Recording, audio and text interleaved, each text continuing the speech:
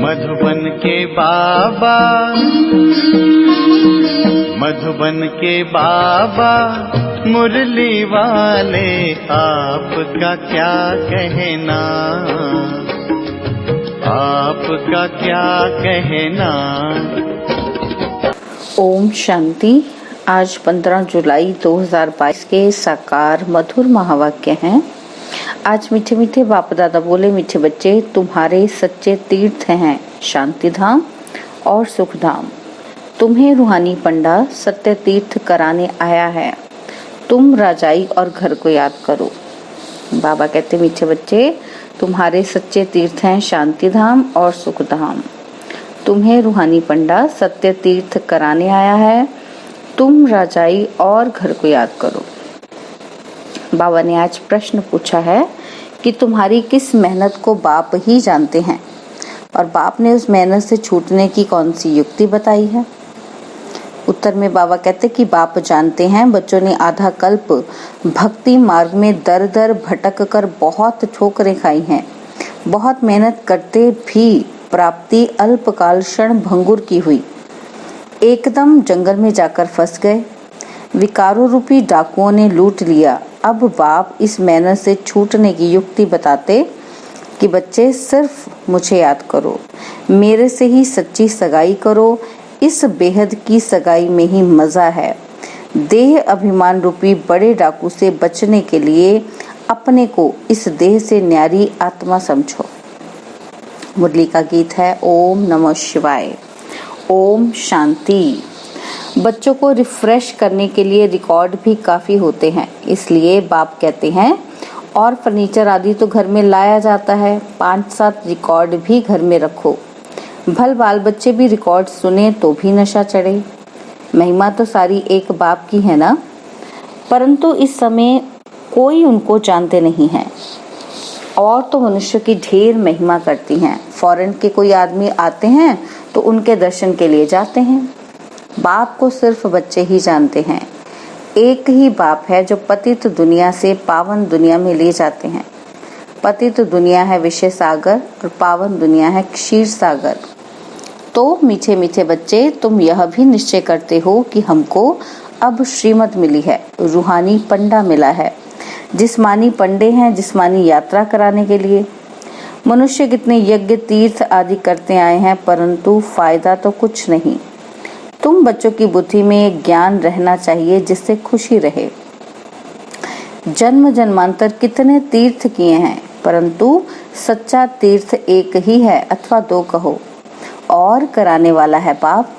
वह समझते हैं यज्ञ तप तीर्थ करने से भगवान मिलेगा। अच्छा, वे कहाँ ले जाएंगे? जरूर अपने घर ही ले जाएंगे।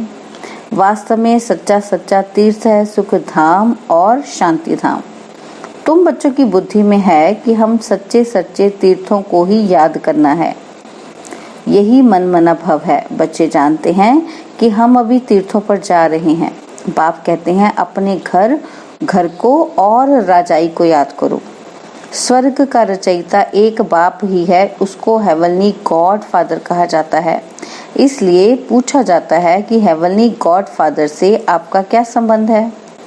अगर सिर्फ तुम पूछेंगे कि गॉड फादर को तुम पहचानते हो, तो झट कह देंगे हाँ, वह सर्वव्यापी है।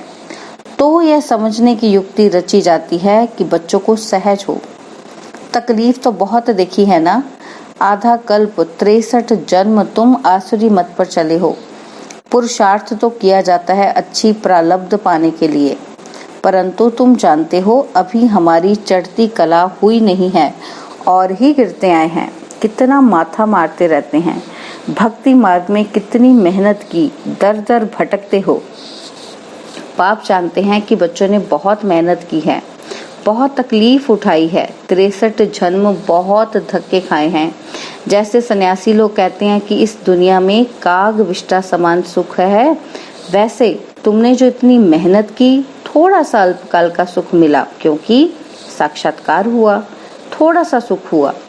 अब तो बाप कहते हैं कि बच्चे, तुमने बहुत ठोकरें खाई हैं। एकदम जंगल में जाकर फंसे थे। जंगलों में डाकू रहते हैं। इस जंगल में भी कई तुमको लूटने वाले डाकू मिलते हैं। सबसे पहले पहले आता है देह अभिमान। इसके साथी कितने बड़े डाकू हैं। यह है आदि मध्य अंत दुख देने वाले नंबर 1 डाकू। यह किसी को पता ही नहीं है। तुम कहते हो ये बड़े से बड़े डाकू हैं। मनुष्य कहते हैं ये डाकापना जरूर चाहिए। बाप कहते हैं इन डाकुओं ने क्या तुम्हारी हालत कर दी है। एक दो को काम कटारी से मारते हैं, कितना खर्चा करते हैं। धक्का खाते खाते अब क्या हाल हो गया है। अब यह तो बेहद की बातें हैं। हाँ, आज बच्चा जन्मा, खुशी हुई, कल मर जाता है तो रोने लग पड़ते हैं। दुनिया की हालत देखो अब क्या है। अब तुम जानते हो कि बाबा आया हुआ है, वही सतगुरु है। वो गुरु लोग तो अनेक प्रकार के हैं, रास्ता बताते हैं। जप तप दान पुण्य आदि करने से भगवान मिलेगा, परंतु उसमें कितना खर्चा लगता है।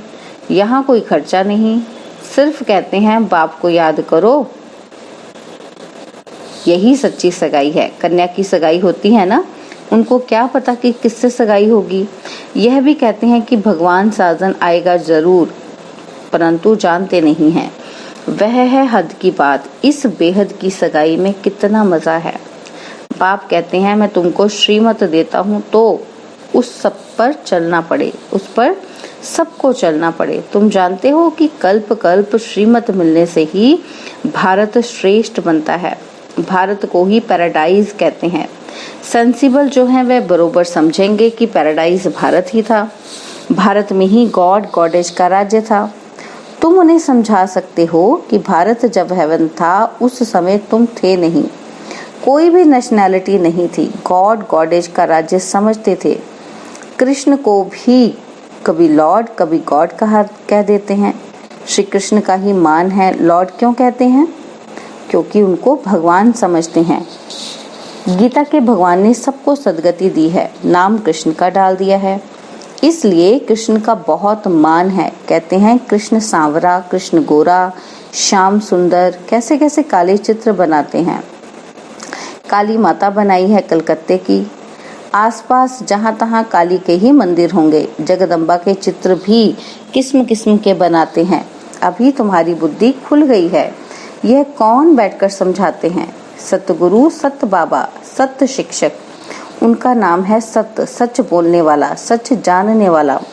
ग्रंथ सुखमनी में उनकी बहुत महिमा है। वह आकर सचखंड की स्थापना करते हैं और मनुष्यों को ऐसा सच्चा बनाते हैं। तुम सबको सच बताते हो। सिख लोगों को भी समझाना तो बहुत सहज है। वह अकाल तख्त को भी मानते हैं। सत श्री अकाल का तख्त है यह। बेचारों को कुछ भी पता नहीं है कि सत श्री अकाल किस तख्त पर बैठते हैं। आत्मा शरीर रूपी तख्त पर बैठती है। कितना बड़ा तख्त है। बाप आकर इस तख्त पर बैठते हैं। यह है अकाल तख्त। ज्ञान सागर बाप इसमें बैठ हमको मुक्ति, जीवन मुक्ति की राह दिखा रहे हैं। ब्रह्मांड सृष्टि के आदि मध्य अंत की सब बातें समझाते हैं। जिस बात को कोई नहीं जानते हैं, सब अपनी अपनी बड़ाई में मस्त हैं। तुम्हारी मस्ती देखो कैसी है। तुम जैसे मास्टर नॉलेजफुल बन गए हो। अब तुमको सारी नॉलेज मिली है। जानते हो टीचर पढ़ाते हैं तो साथ में आशीर्वाद भी होती है। मांगने की दरकार नहीं रहती। टीचर का काम है पढ़ाना, पढ़ना तुम्हारा काम है।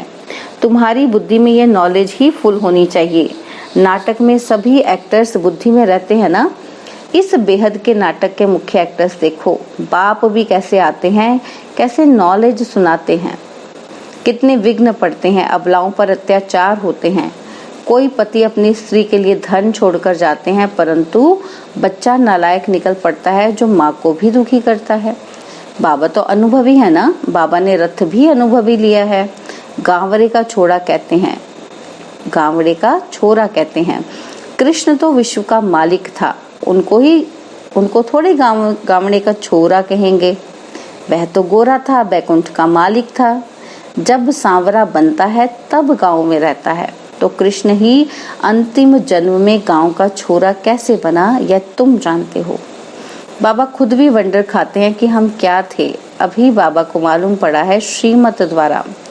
तुमको भी मालूम पड़ा है। वंडर है ना, कितना बड़ा मालिक और फिर कितना नीचे आ जाते हैं। काम चिता पर चढ़ने के बाद फिर गिरते आए हैं। अभी तुम समझते हो कि कृष्ण को गावड़े का छोरा क्यों कहते हैं। खुद बाबा बतलाते हैं कि पहले क्या थे अब क्या बने हैं। तत्वम। अब तुम समझते हो कि कहाँ की बात कहाँ ले गए। श्याम सुंदर का अर्थ भी अब समझा है। हम भी ऐसे थे, हमने भी 84 जन्मों का चक्र लगाया है। अब नाटक पूरा होता है, अब जाते हैं अपने घर। बड़ी सहज बात है। बाप कहते हैं मम एकम याद करते रहो और वर्षे को याद करो, सबको रास्ता बताओ।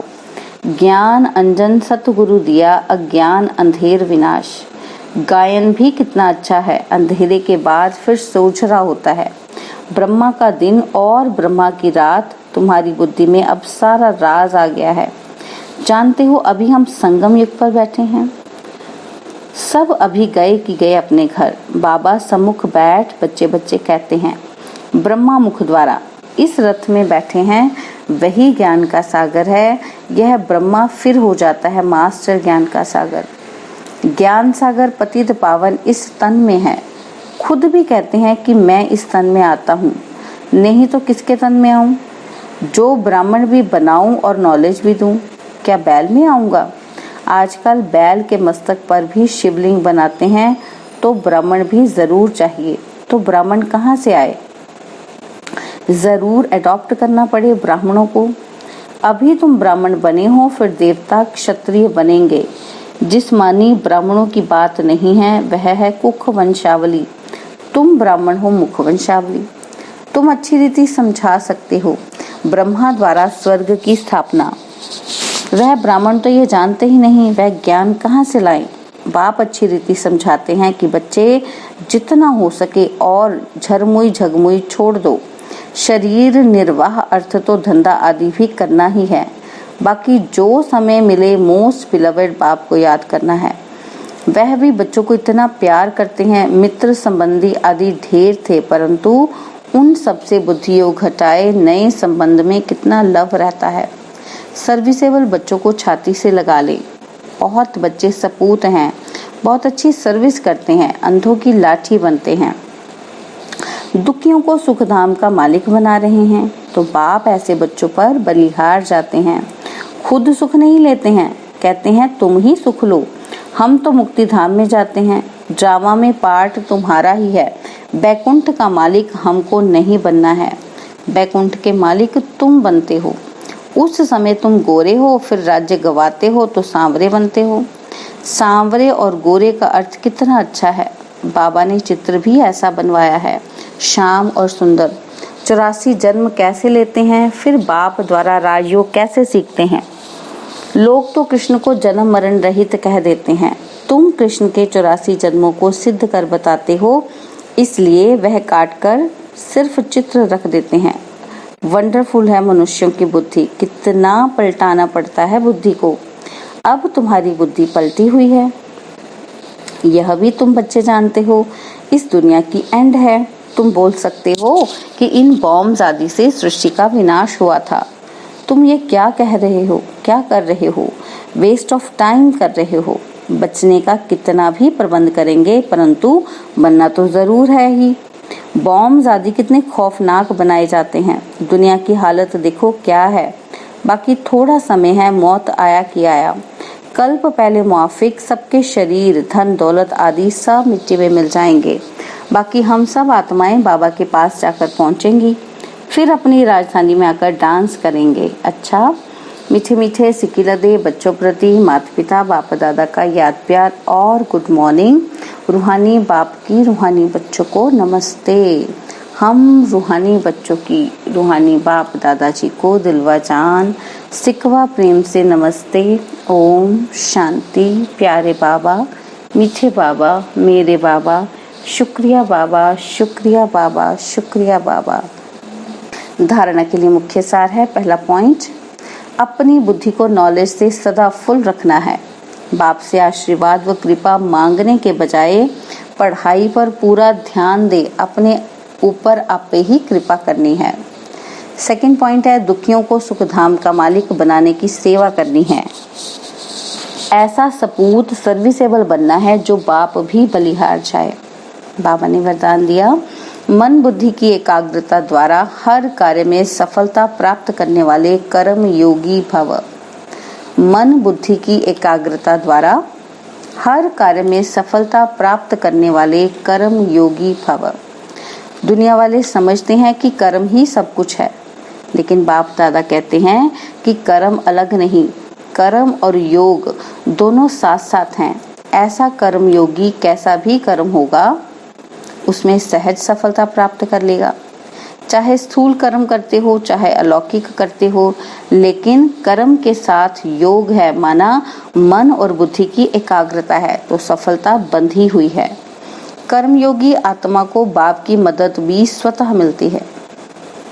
स्लोगन है, बाप के स्नेह का रिटर्न देने के लिए अंदर से अनासक्त व मन मना भव रहो। बाप के स्नेह का रिटर्न देने के लिए अंदर से अनासक्त और मन मना भव रहो। ओम शांति। और अब यह एक बहुत अच्छी वीडियो भी जरूर देखें।